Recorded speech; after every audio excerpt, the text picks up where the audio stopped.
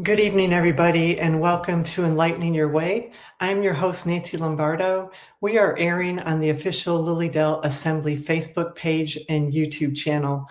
I'm a leaseholder here in Lilydale and the president of the Church Living Spirit, which is an independent spiritualist church on the grounds. I'm a military veteran, retired police detective, fitness and yoga instructor, and wellness is my passion. This show is a combination of my life experiences and various topics and guests to help enrich one's mind, body, and soul on your pathway to healthy living. My website, Wellness with Nancy Lombardo, where my motto is protecting and serving your well-being. And today, my special guest is James Flynn, who goes by Jim, and he resides in Rocky River, Ohio. He is a licensed independent social worker with a master's degree in social service administration and has been working in the field of mental health for over 30 years. After discovering his gifts later in life, Jim is now a gifted working evidential psychic medium who demonstrates at public events, holds development circles, and private readings. Jim finds great pleasure in working with spirit, and he has sharpened his own mediumistic and psychic abilities by studying with various international known mediums. Jim is an ordained minister, spiritualist minister with the Church Living Spirit here in Lilydale. He enjoys hiking, traveling, meditating, and experiencing the beauty of nature. Thank you so much and welcome, Jim. Thank you for being here. Good to be here. Yeah, it's so nice to have you, of course. I want to start off right off the bat by, in your bio, you say that you developed later in life, but I'd like to know what experiences you had early in your life. So there were experiences. So when I was very young, very like 4 years old, I would wake up, and I don't know, I call it the middle of the night. I would say now, looking back, it's probably like 3 a.m. or something.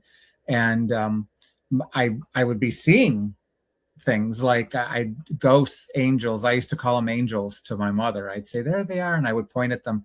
And my mom was very bothered by that. And she would say, oh, you're having a dream. Or I'd bring it up the next day and she'd say, yeah, I think you had a fever. And so, it didn't get talked about a lot. So that kind of got buried. And then when I hit adolescence, a lot of premonition kinds of things were happening for me through dreams, and just kind of, what they call claircognizance, where you just knew something and you don't know how you knew it. And then after, I started to party and stuff, as I got older teenager and into college, and that all kind of vanished, but my interest maintained. I've always been drawn to it. I've always been drawn to books about it. And so then it just kind of went dormant for a while. My mother was terrified of it, and she had a bit of a gift herself with being able to see ghosts. And, but the difference between her and me is just to give you a story, she fell asleep on the couch. I went to visit her and I walked in and she's like, oh, I'm so glad you're here. I woke up and there was this lady with a bun and she was standing over me looking down. And I said, did you ask her name? And she said, I got the hell out of that room so fast, it would make your head spin. And I was like, so there's the difference, right? I'd have been like, who are you? And my mom was like, not having it. So those have been kind of my experiences prior to mediumship. And I think, I got into the door in a lot of different ways. I had done some Native American types of studies and rituals and things. And I think it really probably started there, when you do journey work and that sort of thing. I never really connected it to it turning into mediumship, but it did. And one thing just kind of led to another. I got in I don't know if you want to, I got in the door through Lilydale, a seminar in Lilydale. Oh. I went to hear, oh my God, I'm blanking on her name. She hasn't been there since. She's from Florida. She's based in Florida. I'll remember it. But I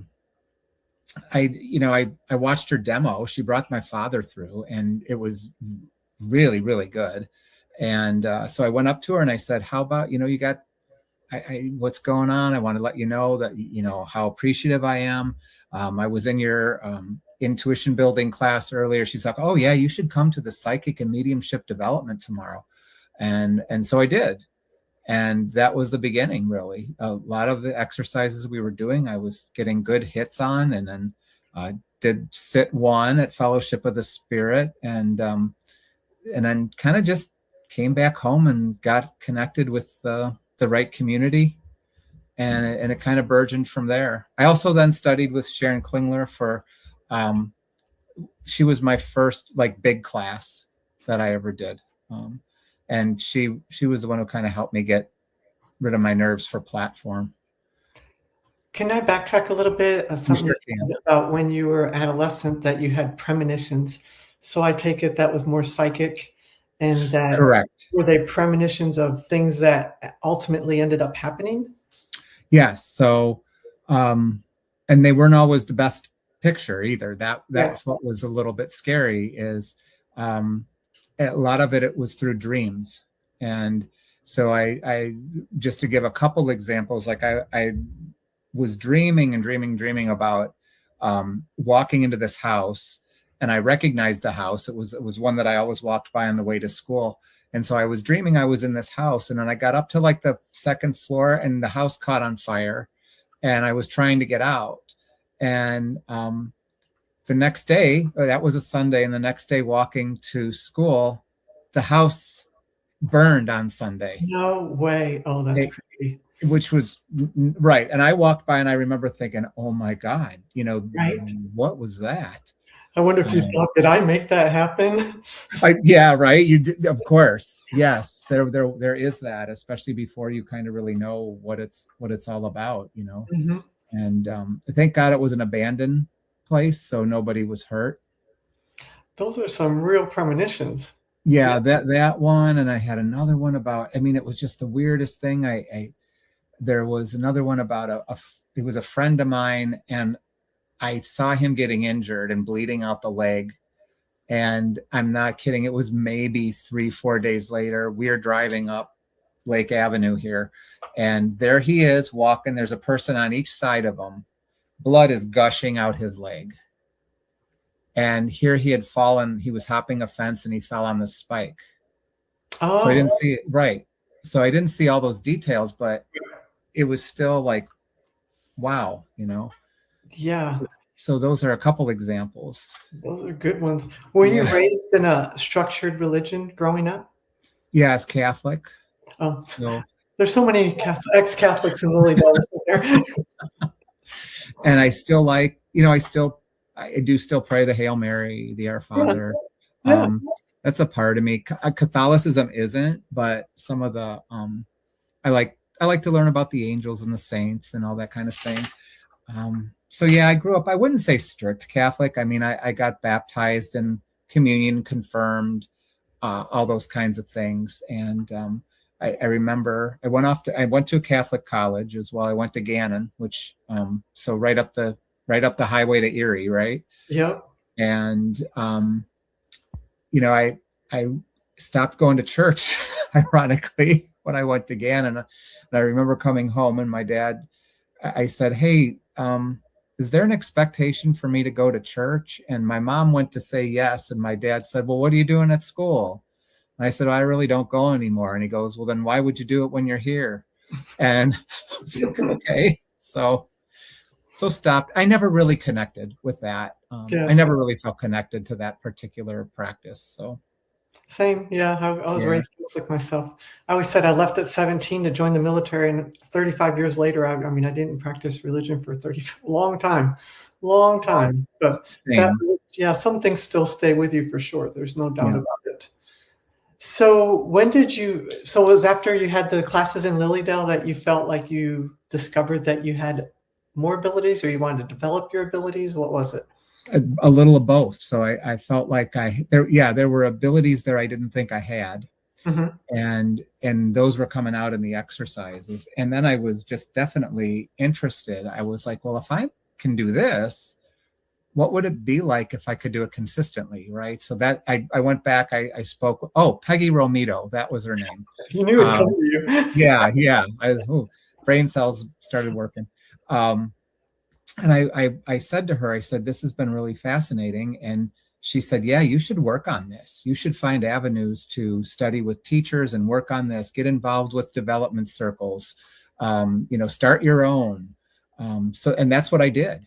And and the rest is history. So it just was. So there wasn't any kind of personal experience that you had that ignited it? Really, no. Nothing where I had that would be it. It wasn't. It was not the result of suffering a loss. I can say that, with confidence. Yeah. So I got to say, Jim, I have watched you over the years since being a part of the Church Living Spirit, and I've watched your mediumship, and in my opinion, it has gotten better and sharper and better, and your evidence, it blows me away. And I'd like you to explain, if you could, how does this keep getting so good? You're so connected. Well, I think you get better over time when you, first of all, you have to have the interest. And I also think for me, there were some lifestyle changes that were made as well. So I'm really, really aware of stress in my life and how that affects my mediumship. Getting sleep is super important. Diet changed a little bit. I've always been kind of a healthy person, but just kind of knowing prior to mediumship too, I do eat lighter, lower on the carbs. So those are some of the physical things. And then I think the other stuff would be, for sure, for me anyway, meditation makes a big difference.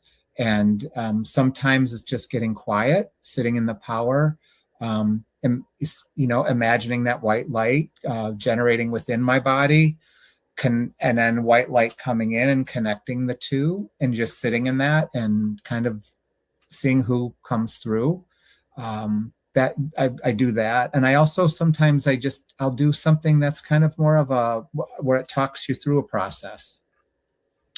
Depends on where my attention span is in the moment. But I think the meditation helped. And I always tell people, practice. You have to practice. That's a challenge for me sometimes because I have a full-time job. Yeah. But I do make a point. I read typically for 4 hours every Sunday. I do a few phone readings on Saturday. I teach a class on every other Tuesday. So I stay very connected to it all. And I think too, it's about really having conversations with spirit and saying, hey, I want to get better. Help me out here. I think a method helps as well. So I would encourage people to, if you're doing some type of platform work or public work with a group, it's a larger group, I really think it's important to kind of have a method. How do you bring that spirit through every time? And I do generally like to start off with the same 4 or 5 pieces of evidence before I move forward. Spirit does not always cooperate. Sometimes I always tell people before reading, I'll say, it comes in like this. I'll visualize the person. They'll come in a certain way with their physical features and blah, blah, blah. I'll say, but sometimes it all comes in as feeling. And when that happens, I know I'm probably going to get the way of passing first.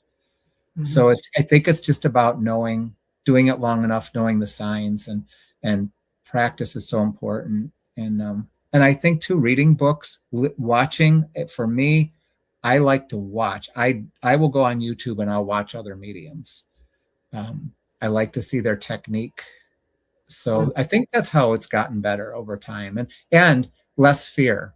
So I think fear is like the thing that totally handcuffs people. When you start to question, oh, should I say that? Should I not say that? Oh, the spirit can't be showing me that. I think that really gets in the way. So it's been a lot of self-discipline around not listening to the defeating inner voices as well. Yeah, fear plays a huge part for sure. Trust. Yeah. I'm sure anybody that's studied any kind of mediumship, one of the basic things they teach us are all the clairs. Are there any specific one clair that you work with more than other? I would work more with clairvoyance probably. So I'm very visual, always have been. Um, I will say this though, when this all first started, it was more clairsentience. It was really, Hmm. it was like I would feel that, was it a male or female? I would kind of feel how their body felt. That changed rapidly, and it's because I studied with someone who was highly clairvoyant, and that's what I learned then. So clairvoyant would probably be top, then clairsentience, and a lot of times claircognizance too. And the longer I've done this now, clairaudience is, and really like the last couple of years, clairaudience is really You pop those kicking names out. in. Yeah, I typically hear the name too, so Yeah, that's, you do. I've watched you. it's weird. I either hear it or I get like a spelling.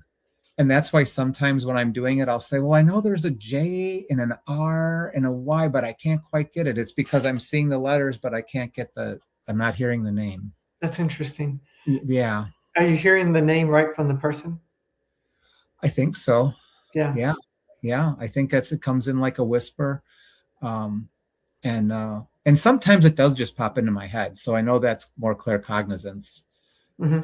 Because they come in that way too. But for sure, a lot of times I hear, clairaudience for me is still a little weird,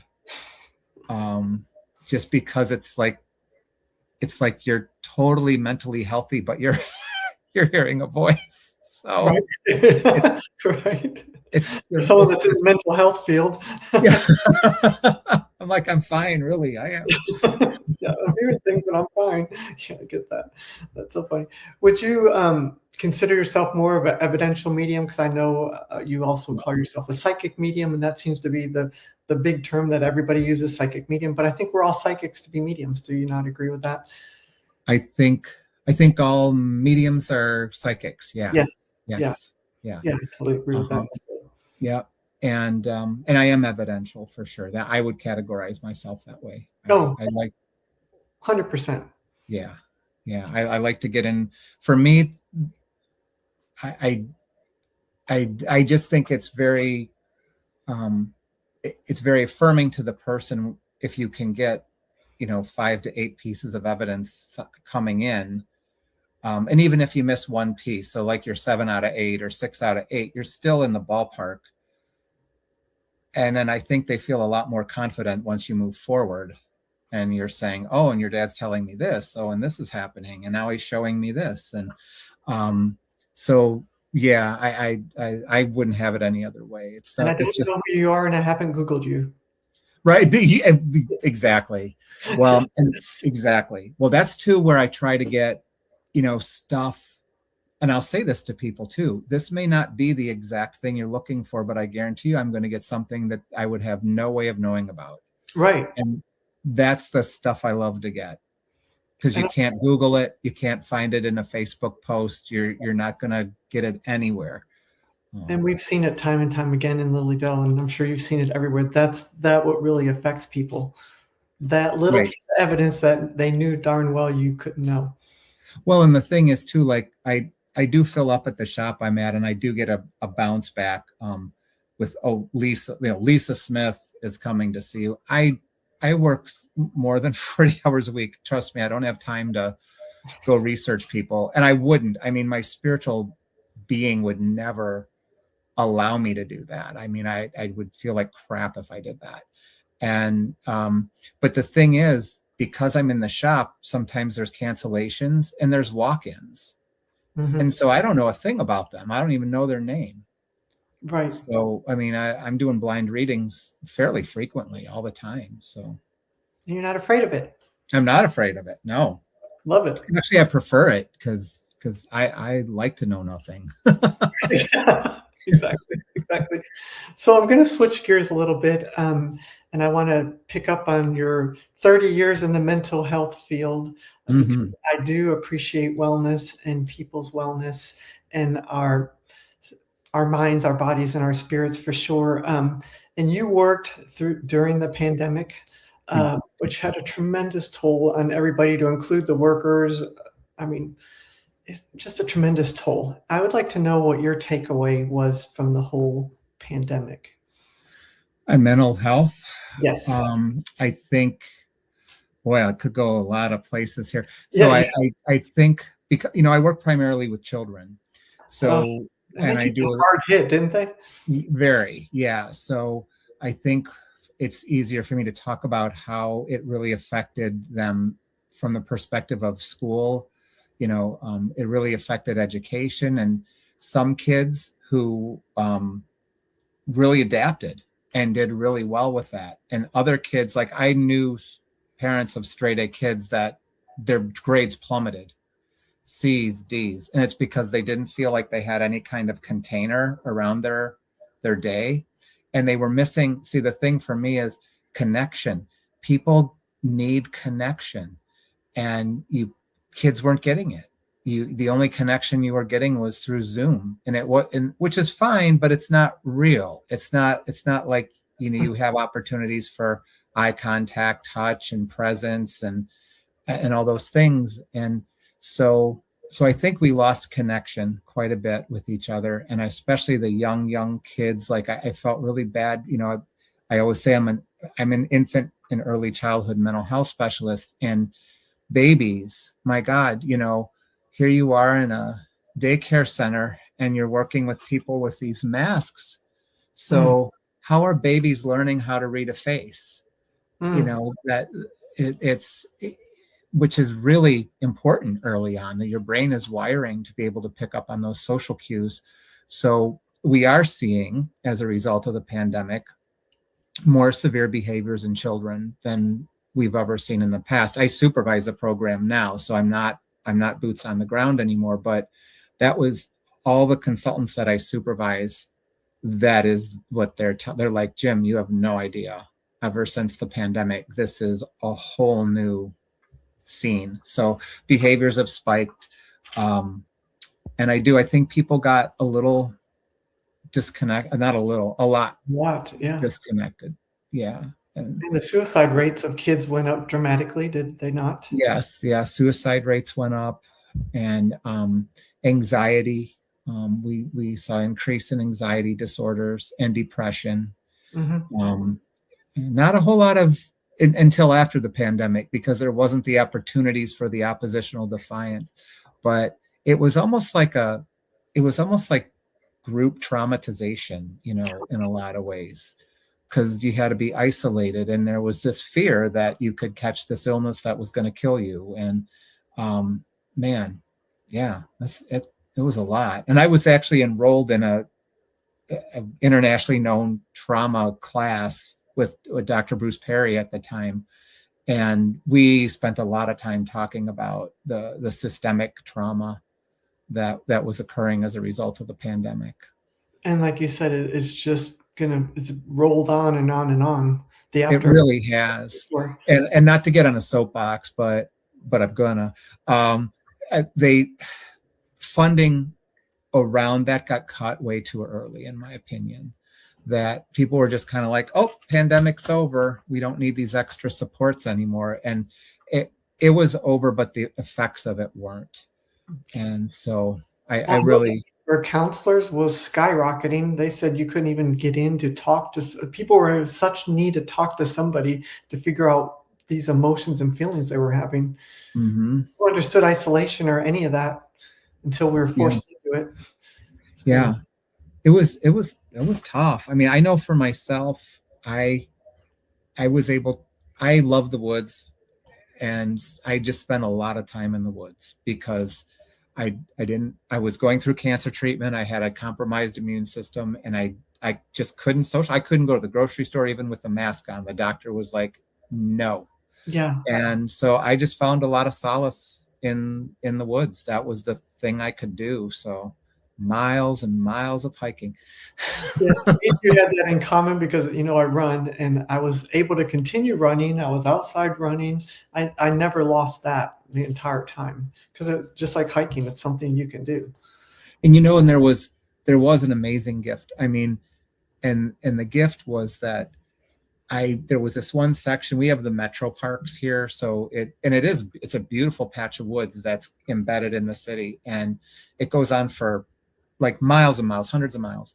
And there was this one section closer to my house that I would hike regularly, and it just was really cool because I hiked during all the seasons.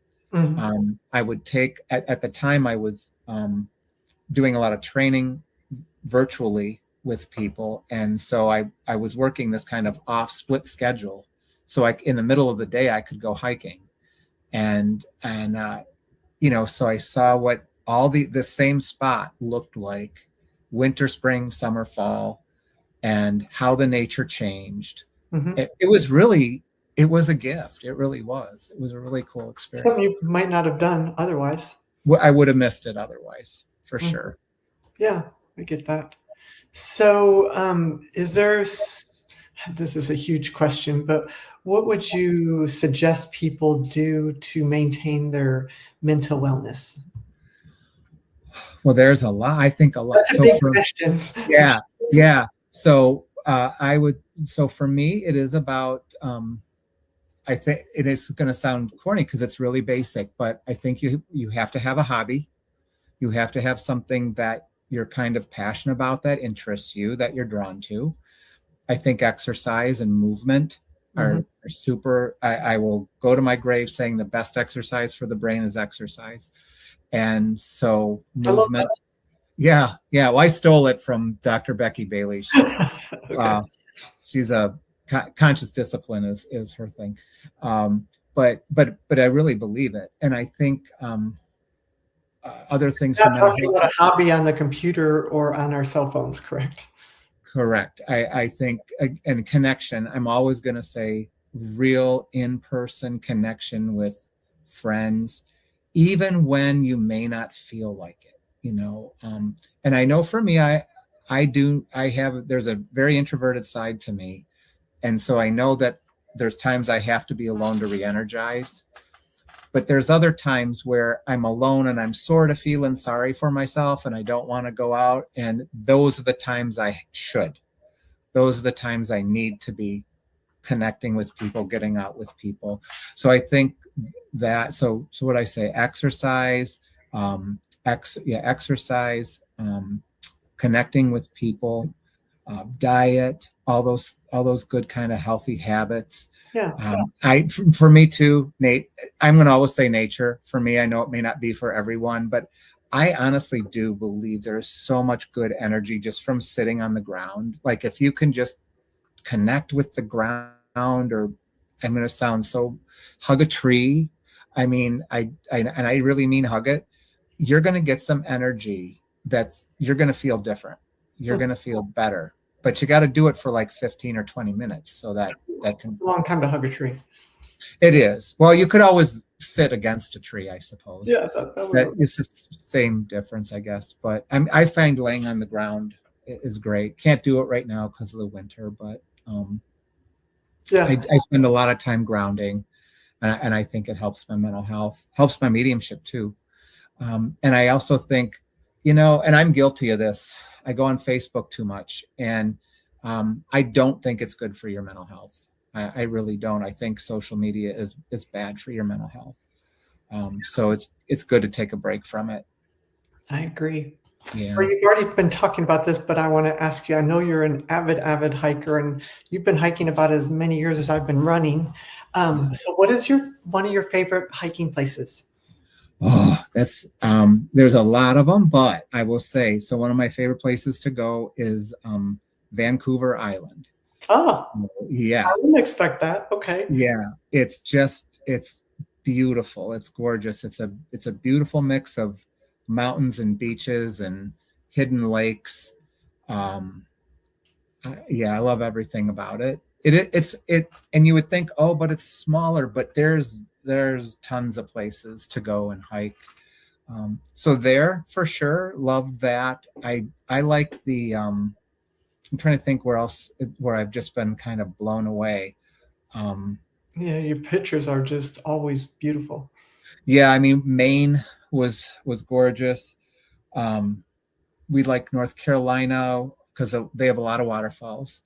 and we were in up at north of Vancouver as well, and then the Southwest, because it's just so different. I mean, Mhm. it's just beautiful out there. Grand Canyon, Southwest, all those kinds of places. But I really do. I don't know what it is about Vancouver Island, but I just love it. And Wow, I wouldn't have picked that. I wouldn't have thought yeah, you'd say that. Interesting. What's your longest hike you've done?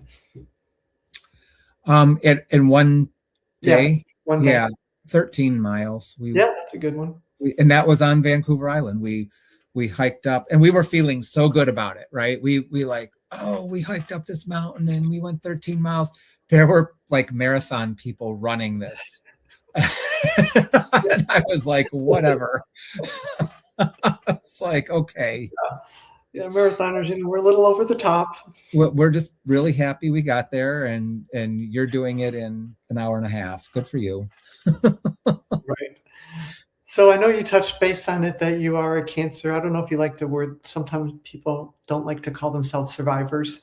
Um, I don't know if you are I okay with just that. always say in remission, but I'm really cured because it's past 5 years. So Yeah, but that's you still went through it. You still went oh through yeah, it. You have been in recovery for what, 25 years now? since 2002 Yeah. from drug and alcohol. Yeah, So the word I use with you is resilience, and I thank think you. you have very strong resilience. And where do you think that comes from? To just keep on going. That is part of it. I I'm good at being in denial. I'm good at compart. I think some of the resilience comes from me. I had I had a very good role model with that, the keep on going thing. My first relationship was a person who he passed away from HIV, from AIDS, and so I watched him gradually pass. But I also watched the bravery and how none of his deterioration, it didn't get in the way of his attitude. He just he'd still be like, yeah, let's go do this thing. And I'd be like, you can barely breathe. Yeah, I don't care. I want to go. Okay. So I think I learned some of that from watching and being part of that. Was just kind of his attitude in general. And some of it is that. And some of it is like, I know, like for the cancer, probably AA helped me a lot with that because I really was kind of focused on, okay, I've got to do 36 radiation treatments. That seems like a lot, but a day at a time is not, Yeah. you know? And so I really did. I just kind of did a whole routine around it. I would get up, I would do a little bit of yoga, I'd do a little bit of energy medicine, I'd go have the radiation, I'd come home, and I worked through it. I wasn't that tired from it. It didn't. I don't know if that's because I was doing the Donna Eden energy medicine stuff or what, but I didn't. They kept saying to me, you should be a little more fatigued. And I was jogging. I would go jogging. So, so yeah, I think that it is just really for me about you put one foot in front of the other. And I know that doesn't work for everybody, but Right. it does for me. And like I said, I just kind of did a really nice job, I think, of compartmentalizing. I'm going to take this treatment I'm doing, I'm going to put it in this space at this time. And then the rest of my day has nothing to do with that. So that's, I guess, how I do it. Yeah, I like that. And you're right, we can learn so much from people. I've walked a few people through their ending, and what they've taught me, and watching them through that process, it, you know, it's a Yeah. lot. I mean, you can learn so much from people. So Yeah, it's mind blowing. So I don't think I was naturally resilient, to be honest. I was always well, and I still am sensitive, but as a kid, I mean, I could cry at the drop of a hat. Um, and I did kind of, I think I went through a period where I got a tougher skin. I had to kind of swing the other way and then kind of found middle ground. And so maybe that did have something to do with it. I had to sometimes just learn how to keep a stiff upper lip. But, as you get older, you got to let those feelings out too. You got to be able yeah, to, for sure. yeah. So I was hoping you'd say one of your favorite places to hike in was Lilydale. Oh, I do like hiking in Lilydale. How did Um, you first hear about Lily Dell? Through a friend. So her name's Kelly Thompson, and this would be, oh boy, this would be in the 90s. And she was talking about you know who she saw? John White. Oh, So yeah. So she had come out and she had seen John White, and she was, oh, I went to this really cool place. And I was like, oh, bucket list. I want to do this. So it wasn't long after, I want to say maybe 4 years after she told me, I went out, and then I just started going every year. And were you doing mediumship then, or were you no, just this coming was to Lily just Dell? more out of just a visit here. I shouldn't say every year, not at that point. I didn't start every year till I've been coming every year probably for about 17 years. So Oh, yeah, yeah. 17 or 18. So not too far from that. But yeah, Kelly Thompson, who's a dear friend of mine, she was the one who turned me on to the idea. And yeah, so that's how I started coming to Lilydale. And obviously I like it. Keep coming back. Right? And you got Exactly. involved in the church. What made you want to become a minister? So it's funny because the well the my first full transparency, the reason that I wanted to become a minister was because someone told me that a medium could get sued, and if you affiliated yourself with ministry in a certain religion, they couldn't sue you for practicing your religion. So that is what initially was my initial reason. And after about, I want to say 2-3 months in the program, I realized it was probably one of the best things I had ever signed up to do. Oh, And yeah, I was just like, thank God that's what got me in the door. Because once I got there, I knew, I was like, this is meant to be. This fits who I am. mhm. So it started off in kind of I want to say a self protect, a way to protect myself Right. from being sued, and turned into like, I want to say, a true spiritual experience.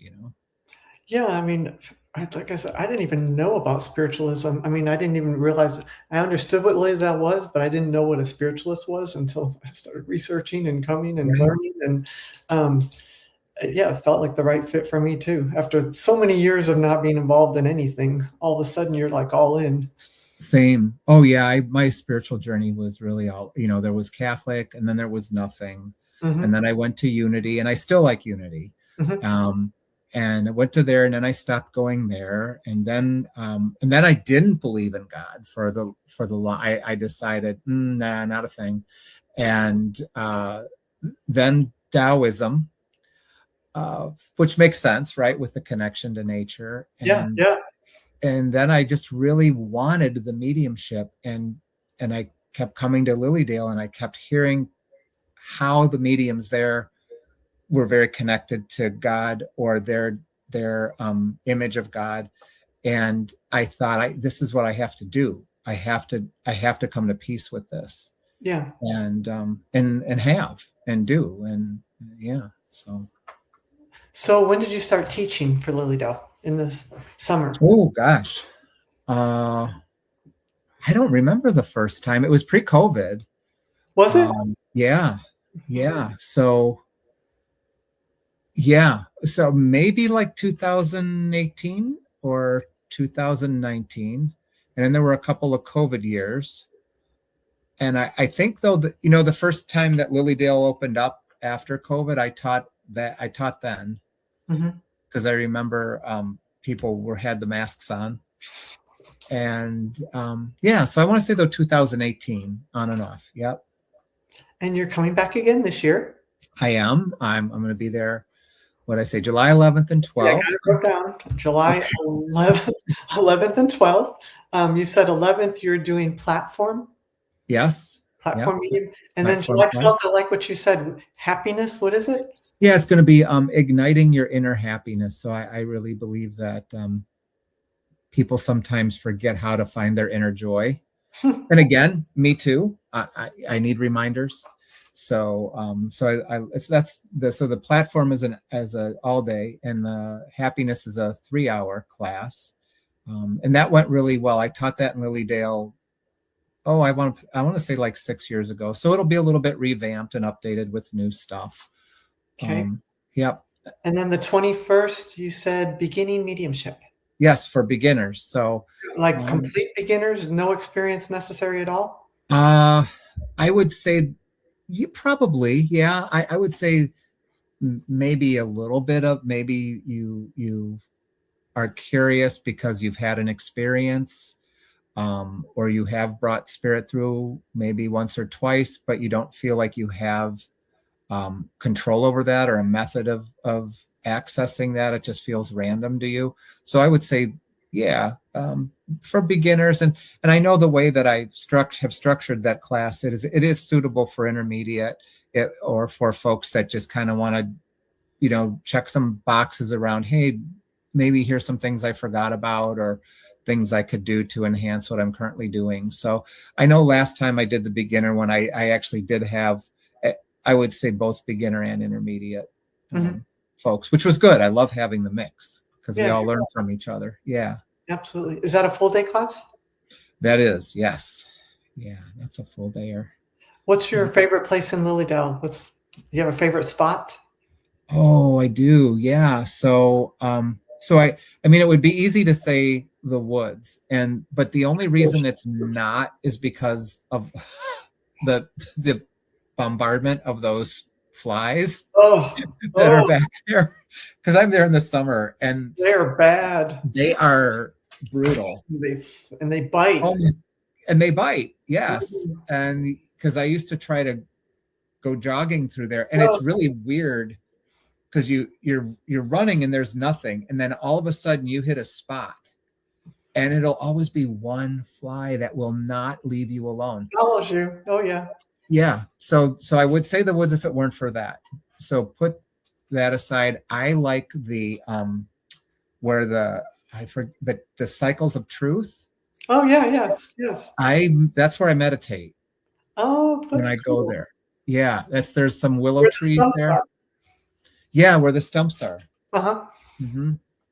And I typically will just go to the stump that I feel I need to be sitting on, and I'll go there, and then I'll sit off to the side. There's a nice willow tree that blows in the breeze that I like to watch. And so that, it's weird, but that is kind of my favorite spot. And then I really connect to your native that you said you like, because that's a native. It is. I know. Isn't that weird? Yeah, still drawn to that. Mm-hmm. Yeah. That makes and then sense. I love the coffee shop, of course. Of course. Yeah. Coffee shop. What's not to love? So I think those are my maybe my two favorites. For sure. Yeah. Good. Well, I always like to end on a question that I ask everybody because they have a different answer for it. So here you go. What is the most important lesson you have learned on your spiritual journey? Oh boy, most important lesson would be, I think the most important one is the one I often forget too, and that's that to faith, to have faith, to trust processes. So mediumship is really, like we said earlier, it is about establishing trust that what the information you're getting is going to be valid information that people are going to understand. And I think that generalizes the idea of trust and letting go, right? I'm just going to say, I'm going to be okay the way I am. I'm going to put myself in the hands of the universe or the hands of God, or however you define some power greater than yourself. And trusting that flow that you're in is the one you're supposed to be in. And the reason I kind of call that a struggle is because, of course, when things are brutally not going your way, that's a hard concept to embrace. But it's also the concept that gets you through, for me anyway. So I'd say that part of the spiritual journey has really been learning to trust the process and not resist, right? Who says what we resist persists? Is that like a... Yep, I've heard that. Yes. Yeah. Yeah, that's a good answer. I like that a lot. Well, thanks. So, you You said you have circles coming up. People can find you at your website. Yes, and I did say I was so in the habit because for years I've done every other Tuesday, and so I'm not doing it that way anymore. I've turned. It used to be an hour and a half, and it was the first and third Tuesday, and I've changed the format a bit. It's much more instructional now, and it's just one Tuesday a month, and it's a 2-hour class, and there's homework, and so when we meet again the following month, and it was a revamp I needed. I was really, you know how you can do something for so long that it starts to become stale. Yeah. And that's how I was feeling. And so when I was on Christmas break, I rewrote everything and put it into modules. And I'm really enjoying the whole teaching experience again. And I think the people coming are too. And they can find all this information on your website? They can go to on mine, I need to, they can, if I would be good about changing information on my website. We're on your website, so yeah. I think I just got cued here to maybe go look, because I don't think it's accurate on there. I will say this though, I do it at a metaphysical shop. They give me space, and we do it after hours, so there's no customers walking around. And it's really a nice setting because there's all these crystals and rocks and everything everywhere. Yeah. So, and it's, yeah, so I do it there, and it's on their website. And yeah, but there's contact information on my website. So at least if it's not accurate, you can email me. We don't do virtual. It's all in person. We had kind of brought in virtual for a while. Of course, during COVID, we were doing everything on Zoom. Yes. And then we went hybrid for a while, and the hybrid started to become too difficult with the people in person and trying to connect them to the screen. And it's a lot.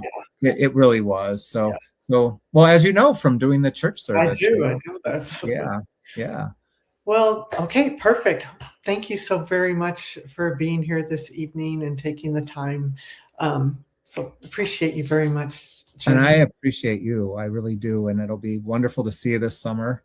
Yeah. I'm going to see you in May because I'm doing the church service. Yes, you will. Yeah. Thank you all also for joining us this evening. I'll be back again in 2 weeks for another episode of Enlightening Your Way. Please check back here on the Lilydale Assembly official Facebook page for everything that's happening in Lilydale on and off season. At their website, also lilydaleassembly.org. Please like my Facebook page, Wellness with Nancy Lombardo, and Instagram, nancy.k.lombardo, where my motto is protecting and serving your well-being. My name is Nancy Lombardo. Thank you so much, Jim, for being here this evening. My pleasure.